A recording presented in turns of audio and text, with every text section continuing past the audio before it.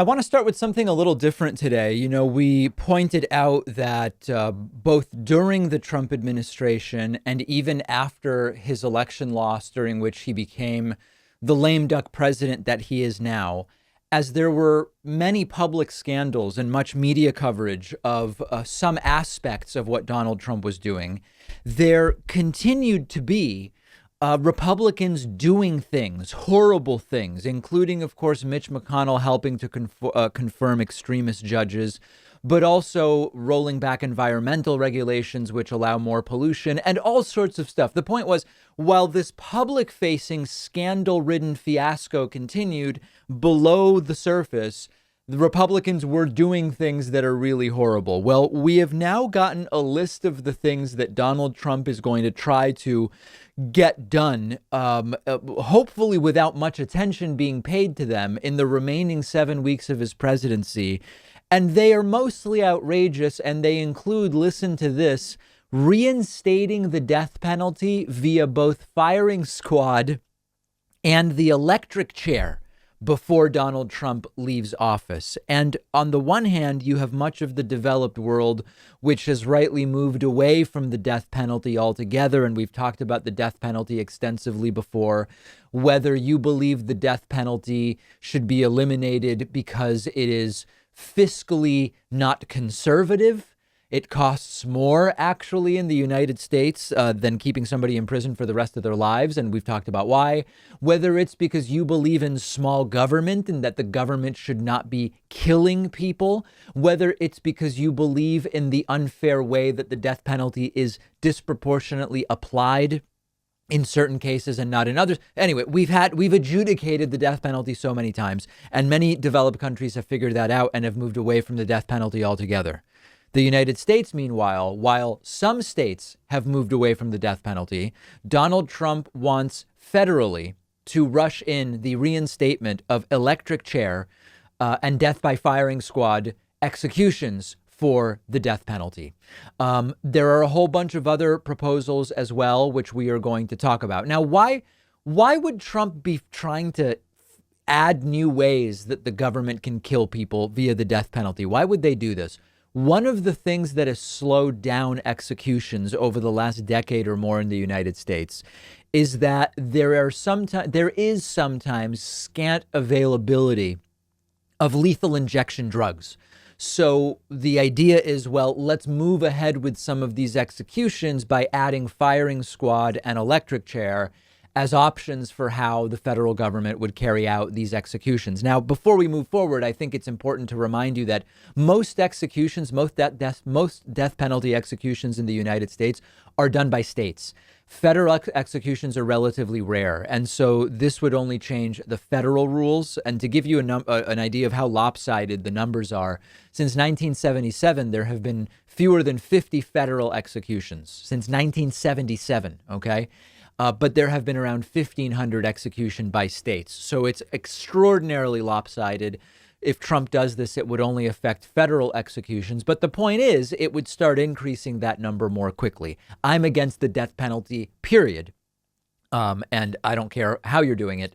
I am opposed to it. If you're interested in that topic, it hasn't come up on the show for probably at least a year. You can find some of my archived clips on the YouTube channel. Now, other changes Donald Trump is trying to rush through in the waning days of his presidency. He wants a change at the USDA to allow faster chicken processing lines in slaughterhouses. I don't know if you've seen what a chicken processing line looks like. I think it's an interesting thing to understand. As you all know, I'm not vegan or vegetarian, but I do think it's important to understand what these mass processing facilities look like. And chicken processing is done essentially on an assembly line.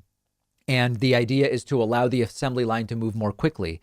And the reasons not to do that would be it would increase the chance of errors, contamination, possible errant cuts, which could spread bacteria, as well as risk to workers. But Donald Trump wants to allow that. Donald Trump wants to make some additional rule changes that would make it more difficult for Joe Biden to quickly undo some of the environmental restrictions that Donald Trump eliminated. And Trump also trying to push through a regulation that would exclude transgender individuals from federally funded homeless shelters, which is just vile, disgusting, and unnecessarily cruel.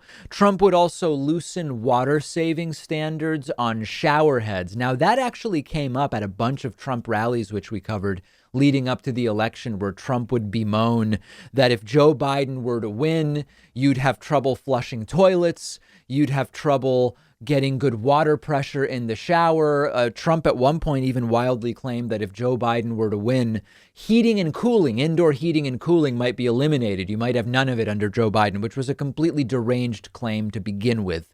And, just to get ready, I have stopped using heat. I want to be ready for when Biden takes over, but I'm hoping that one doesn't come to pass. That's a joke, by the way.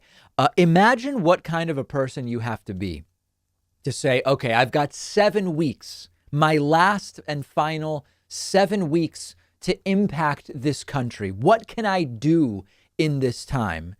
And the idea that comes to you is, let me expand the ways in which the federal government is allowed to kill people. That's a good use of my time. When you hear Trump wants to bring back firing squads, it almost sounds like a headline from The Onion, a satirical news headline. Then you read the article and it is all too real. Trump ignored the pandemic since day one, but capital punishment and shower heads are at the top of his important item list to get done before leaving office. I would understand if the world takes a while to forgive us for this presidency. If you ever feel like you just don't have enough time to read all the books you want to read, you have to check out one of my favorite apps called Blinkist. Blinkist takes thousands of popular nonfiction books and distills each one down into an ebook or audiobook that you can get through in just 15 minutes, where you're getting all the key takeaways from the book. Just imagine how you'll be able to expand your horizons and knowledge by being able to soak up all of the important insights from 10 different books in an afternoon. Obviously, it's perfect for exposing yourself to a new book you otherwise wouldn't have time for, or you can use it to revisit a book you've already read, or use it to preview a book before you buy the full version and read it. I recently read A Brief History of Time, of course, by the great Stephen Hawking. This is a book that I have been aware of for so long, and other things got in the way, and it was fantastic to check it out on Blinkist. Blinkist has books on politics, philosophy, science. They have 27 different nonfiction categories, and a subscription is only about $8 a month, and you get the entire library. But you can try it totally free and get 25% off a subscription when you go to Blinkist.com/Pakman. I've put the link right underneath this video.